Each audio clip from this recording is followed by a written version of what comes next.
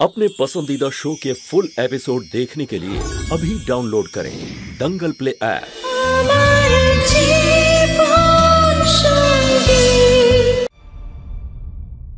একবার ভেবে নাও মা, বিধির গর্ভ নিজের শরীরে নেওয়ার জন্য তোমাকে নিজের গর্ভ। জানি আমি, কিন্তু তার জন্য আমি তৈরি। কিন্তু আমি রাজি নই।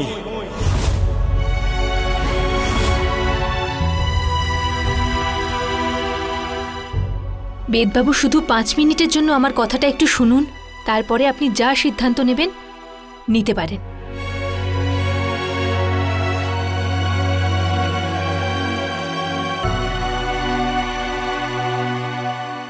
ভালো সাজার চেষ্টা করছে মেয়েটা। এসব ওর চাল। সন্তানের দায়িত্ব নিয়ে বেদ ঠাকুরপাকে পেতে চাইছে। হ্যাঁ, তোমার সামনে তোমার গোটা জীবনটা পড়ে আছে। আমি চাই যে তুমি নিজে কিছু করে নিজের পায়ে দাঁড়িয়ে যাও। কালকে বিয়ে থা হবে তোমার। আমি তোমার উপরে এত বড় দায়িত্ব দিতে পারবো না। আর প্লিজ তুমি এটা ভেবো না যে আমার পরিবার তোমার জন্য যেটা করছে সেটা কোনো দয়া। তাহলে তো তুমি যেটা আমাদের জন্য করেছো সেটা এর থেকেও বড় দয়া। আমার জন্য, বিধির জন্য, যে তোমাকে দিদি বলে। দিদি বলে, তাই সেই সম্পর্কের হয়ে কর্তব্য পালন করতে চাই বেদবাবু।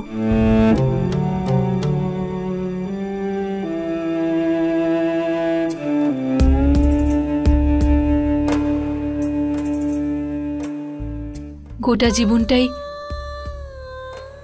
একাই কাটিয়েছি আমি। যখন সৎ বাবার সঙ্গে থাকতাম তখনও একাই ছিলাম। যখন তার হাত থেকে বেঁচে বেরোলাম, একজন নাচনি হলাম, তখনও একাই ছিলাম। পরিবার কি হয়, আন্তরিকতা কি হয়, সম্পর্ক কি হয়, এগুলো আমি এই বাড়িতে এসে শিখেছি। আপনার পরিবারের থেকে শিখেছি। সেই সম্পর্কের সম্মানটাই রাখতে চাই আমি বেদবাবু, যে সম্পর্ক বিধির সঙ্গে আমার রয়েছে, এক বোনের সম্পর্ক।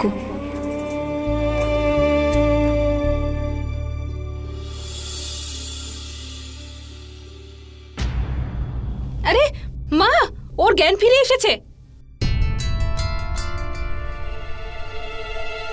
পায়েল, ঠিক আছে তো মা? সাবধানে। আমি এখনো এখানে অপারেশনের জন্য যেতে হতো তো। আসলে তুমি পড়ে গেছিলে আর মাথায় আঘাতও পেয়েছো তুমি। বেদ ফোন করে অপারেশন পোস্টপোন করেছে। আরে না, আরে এটা তো খুব সামান্য চোট লেগেছে আমার। হ্যাঁ, এক্স্যাক্টলি। আমিও তো এটাই বলছিলাম যে খুব অল্পই আঘাত লেগেছে। আরে দিব্যা, কোথায় একটুখানি লেগেছে? দেখ তো মাথায় কত বড় ব্যান্ডেজ করা রয়েছে। তুই কি সেটা দেখতে পাচ্ছিস না? কিন্তু আন্টি, আমি যদি এখানে এখন বসে থাকি তাহলে অপারেশন কার হবে? এটাকে আমার বলিদান নয়, আমার ভালোবাসা ভেবে নিন।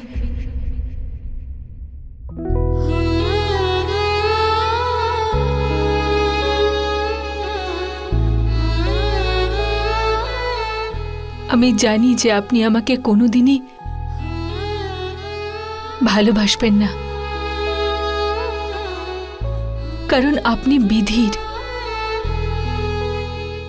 কিন্তু আমি আমার জীবনের সমস্ত ভালোবাসা আপনার জন্যই রেখেছি বেদবাবু। যদি আমি আপনার খুশির জন্য কিছুমাত্র করতে পারি তাহলে সেটা আমার সৌভাগ্য হবে। দিতে পারবো না এই বিষয়ে সম্মতি আমি।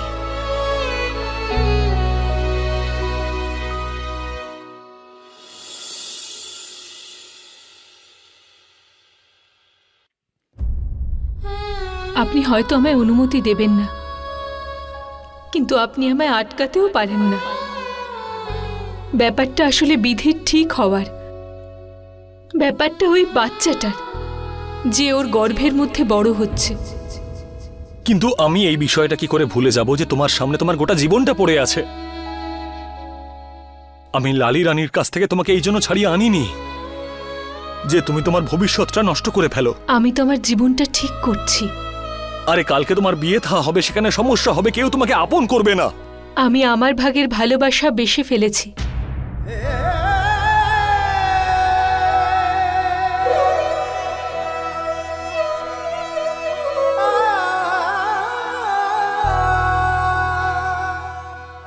আমি এগুলো বিধির জন্যই করছি। আমি এতদিন চুপ ছিলাম কারণ আমার মনে হয়েছিল আপনি হয়তো একজন নাচনির গর্ভে নিজের বাচ্চা পালন করতে চান না। এসব কি বলছো তুমি? তুমি জানো তোমাকে ওই চোখে আমি কোনোদিনও দেখিনি। তাহলে এই দায়িত্বটা আমায় নিতে দিন না। নিজের বোনের জন্য যদি তার দিদি এটা না করতে পারে তাহলে কে করবে?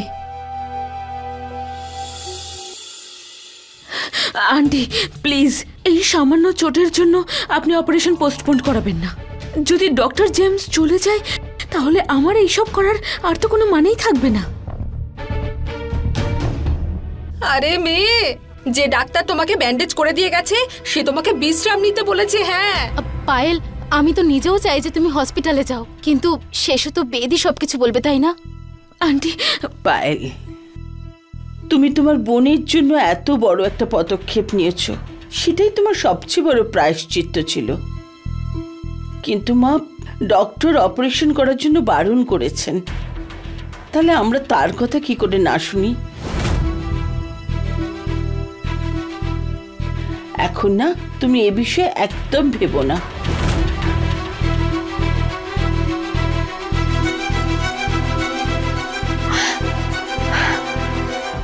আন্টি, কিন্তু দিদির কি হবে? কোমলকুলি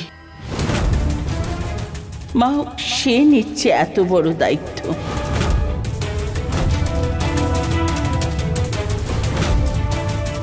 তাছাড়া পায়েল, বিধি তো তোমারই বোন, সেরকম দেখতে হলে প্রথম অধিকার তোমারই ছিল।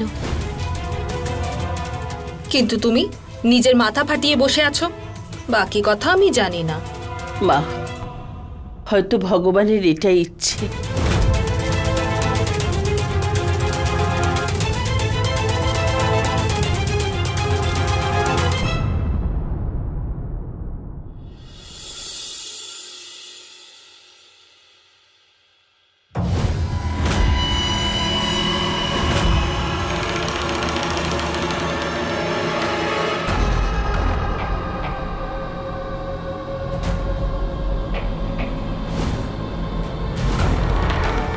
তুমি হসপিটাল যাওনি?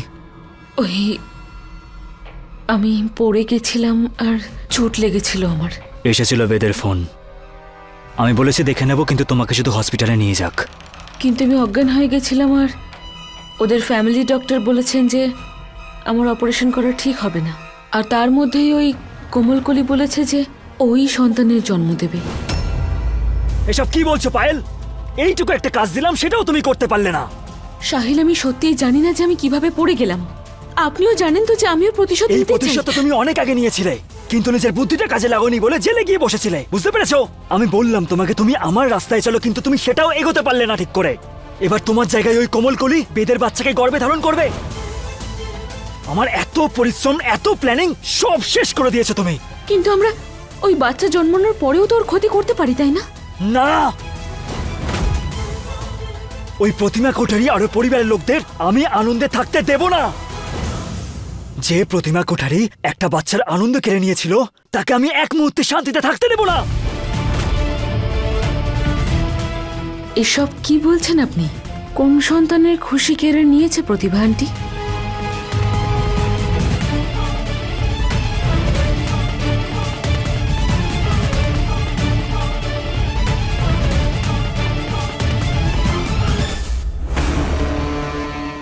আমাদের কাছে আর একটা সুযোগ আছে।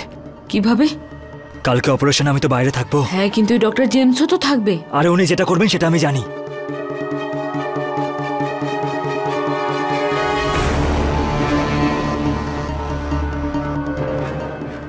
Hello, that's a good news mister Kothari. আপনি তাড়াতাড়ি চলে আসুন হসপিটাল। আমি আর ডক্টর জেমস অপারেশনের প্রস্তুতি নিচ্ছি। Thank you.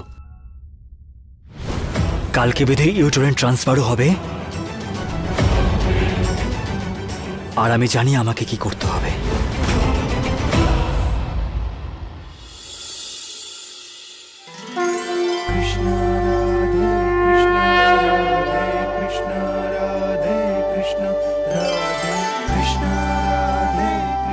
সুখে থাকো।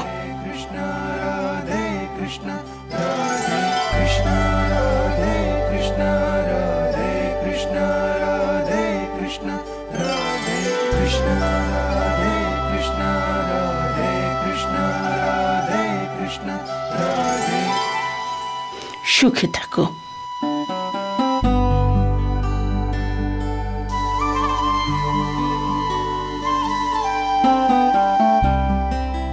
তুমি সব সময় আমার বাড়ির মঙ্গল চেয়েছো মা, সেই জন্য আমি সম্পূর্ণভাবে নিশ্চিত যে আমার বেদ আর বিধির অংশ তোমার মধ্যে সম্পূর্ণভাবে সুরক্ষিত থাকবে।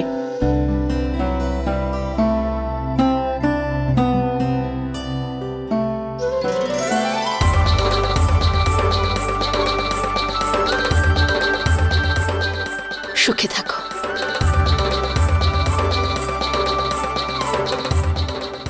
মা,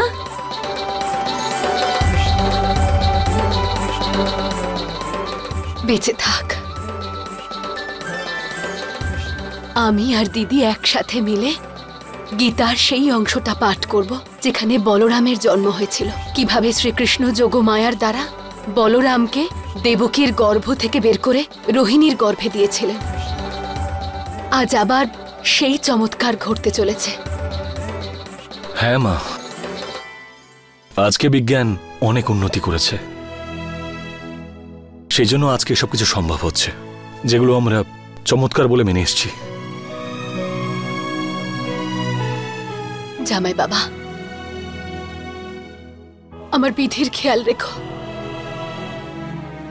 যদিও আমি সম্পূর্ণ বিশ্বাস করি যে শ্রীকৃষ্ণ আমার মেয়ের সর্বদা মঙ্গলই করবেন, কিন্তু তাও মায়ের মন তো না চাইলেও ভয় লাগে। মা, আপনাকে কোনো চিন্তা করতে হবে না, সব ঠিক হয়ে যাবে।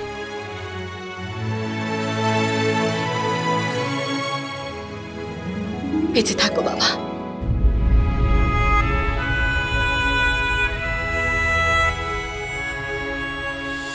আরে আরে বলেছি না, এভাবে নিচু হোস না এখন।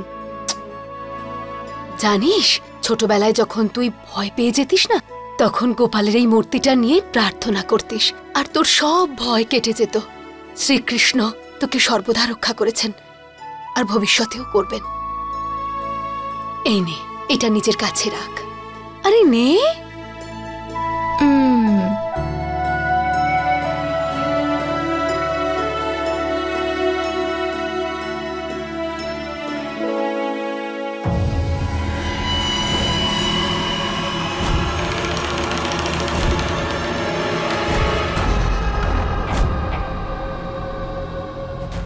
সব রেডি করে রেখেছো তো তুমি?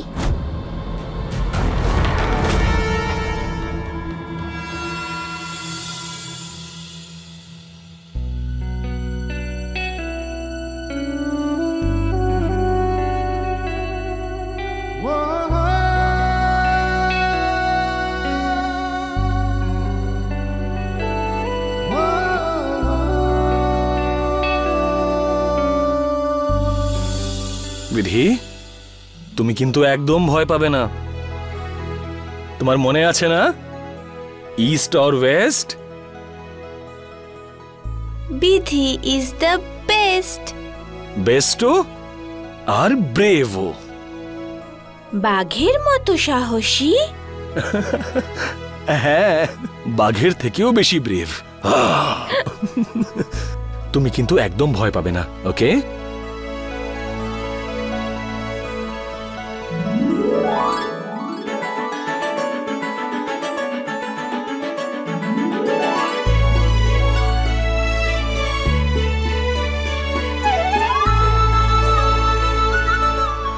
তুমি একদম ভয় পাবে না, হ্যাঁ? বাঘের থেকেও বেশি। যাও।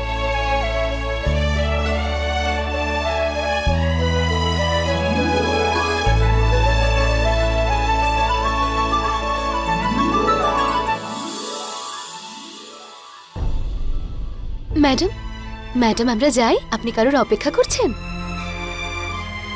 সময় হয়ে যাচ্ছে। কারোর জন্য নয়, এমনিই দাঁড়িয়েছিলাম। চলুন। হ্যাঁ।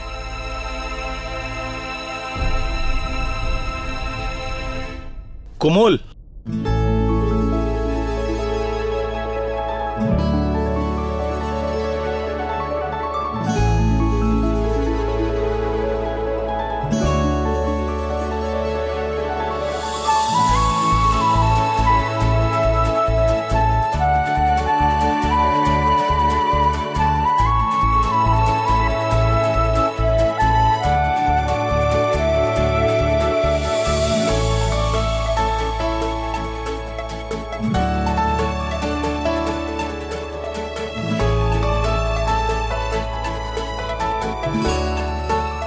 Thank you so much. Madam যাই, অপারেশনের জন্য দেরি হয়ে যাচ্ছে।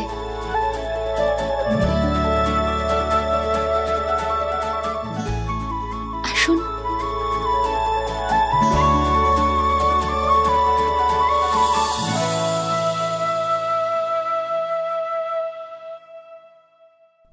ব্যথা করবে না তো?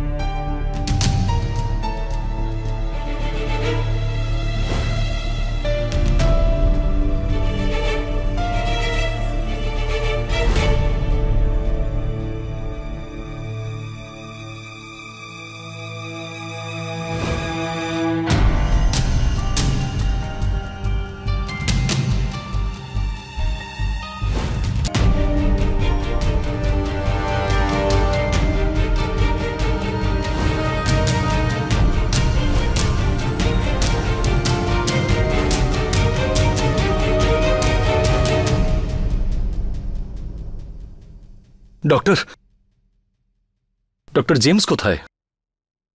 ডক্টর জেমস কোনো ইমার্জেন্সি কাজে বাইরে চলে গেছেন। উনি আমাকে ব্রিফ করে দিয়েছেন আমি প্রসিডিওর শুরু করছি, উনি পরে জয়েন করে নেবেন।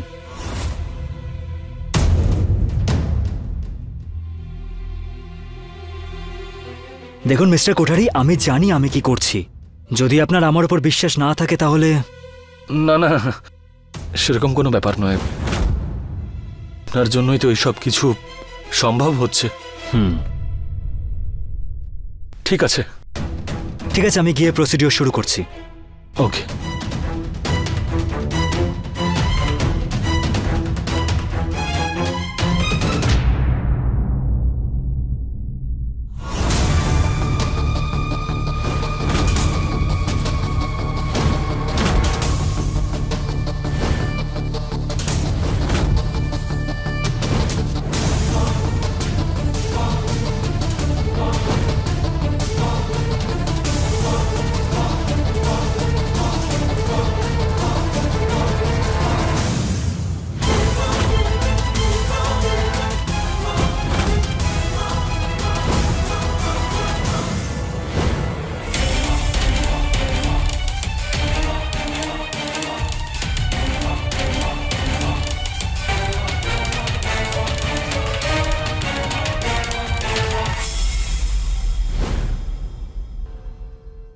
এবার তুমি আর তোমার বাড়ির লোক কখনো এই বাচ্চাটা আসার আনন্দ ভোগ করতে পারবে না।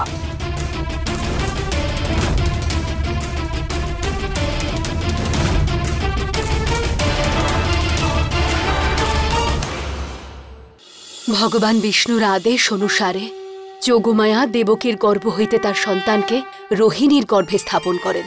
আর এইভাবে যদুকুলের চন্দ্রবংশীয় মাতা রোহিণীর গর্ভ হইতে শেষ নাগ বলরাম রূপে জন্মগ্রহণ করেন।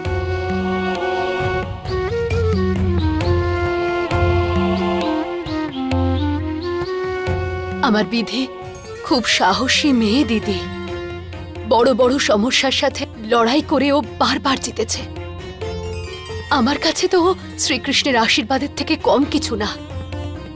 এই কথাটা আমার থেকে আর কে ভালো জানে বেয়ান। আমার বিধির মনির জোরের উপর সম্পূর্ণ ভরসা আছে, আর আমার ভগবানের উপরও পুরো ভরসা আছে।